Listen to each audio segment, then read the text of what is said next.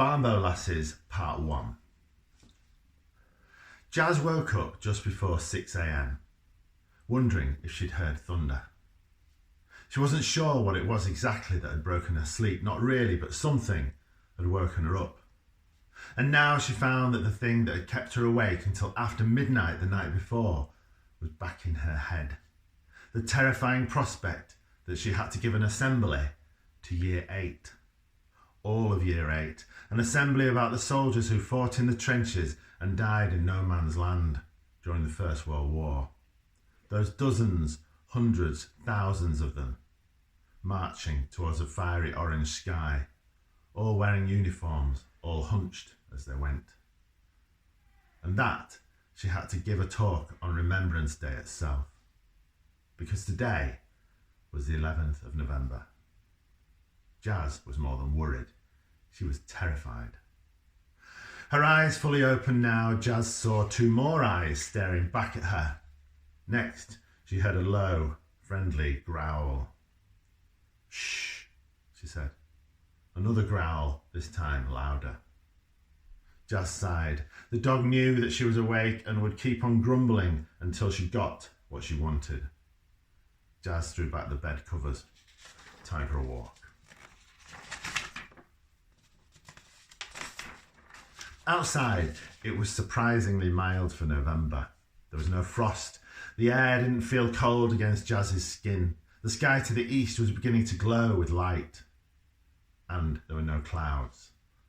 As Jazz and the dog emerged out of the back garden, they saw their neighbour, Mrs. Yousafzai, who was a doctor at St. James's Hospital, climbing wearily out of her car, then the flash as she locked it behind her. Mrs. Yousafzai noticed Jazz and smiled. "Morning, Jasminda. You okay?" "Yes, thanks, Mrs. Y. How was work?" Mrs. Yousafzai rolled her eyes. "Busy. I'm ready for bed." Jazz smiled, and glancing up their street, Edith Sykes Drive, she caught a glimpse of a figure dressed in a cap and baggy clothes under a streetlight as it flickered off. "Sleep well, Mrs. Y," Jazz said. "I will, thanks, love," the doctor replied, disappearing behind her front door. Jazz made her way up Edith Sykes Drive, checking to make sure she didn't have her PJs and slippers on. It was one of her big fears, going out in her bedclothes. The figure she'd seen had gone, but its appearance was playing on Jazz's mind. She'd sort of looked familiar. Not her face, it was her clothes, the cap covering up her hair and baggy overalls, like working gear. What was it? As usual, the dog dragged Jazz up Edith Sykes Drive, along Maggie Barker Avenue, via Olive Yates Way. It was just as they came up Ethel Jackson Road that Jazz saw the figure again, walking rapidly along Manston Lane, the distinctive cap that looked like something from 100 years ago, and now, in the improved light, a strange yellow colour to the figure, almost as if it was glowing.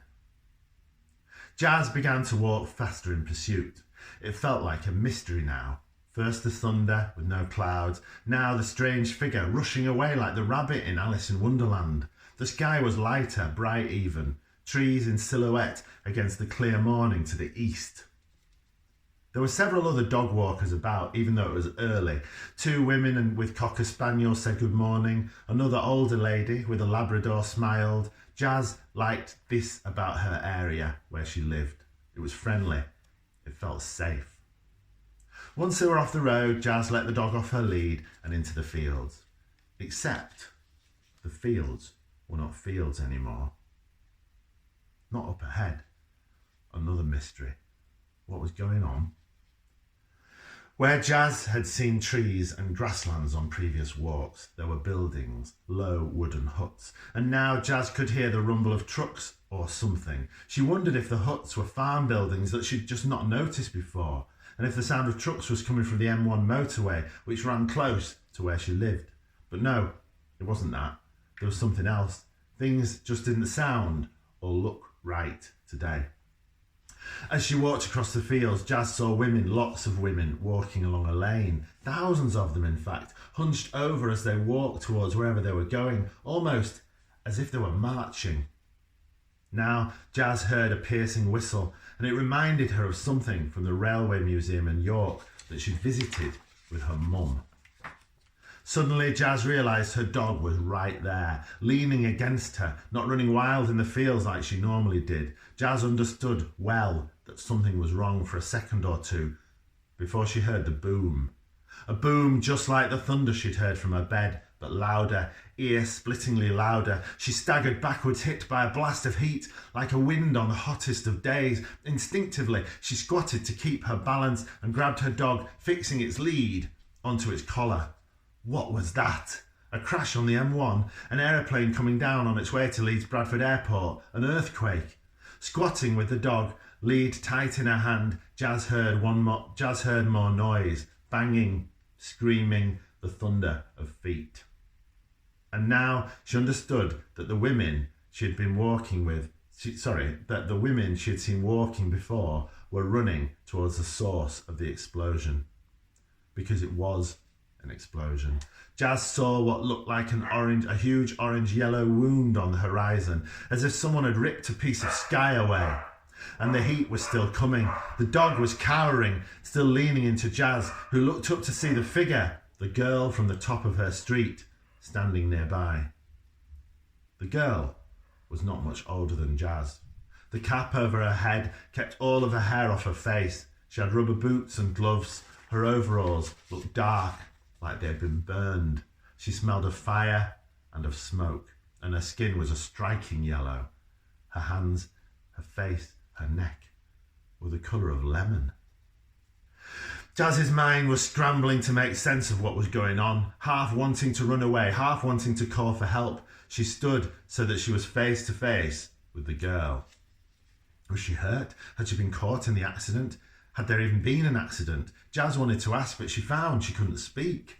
And now, as she looked across the fields to the burning horizon, the girl spoke.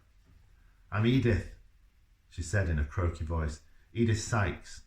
I'm one of the Barnbow Lasses, and there's been a terrible accident. Can I show you, miss? Please, can you help us?"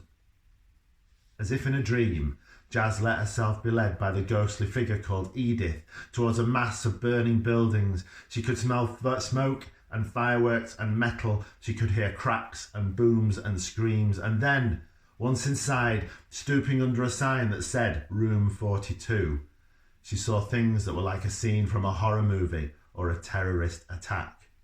She was surrounded by blood and suffering and death, and it was all too much. Jazz pulled at the dog's lead and began to run.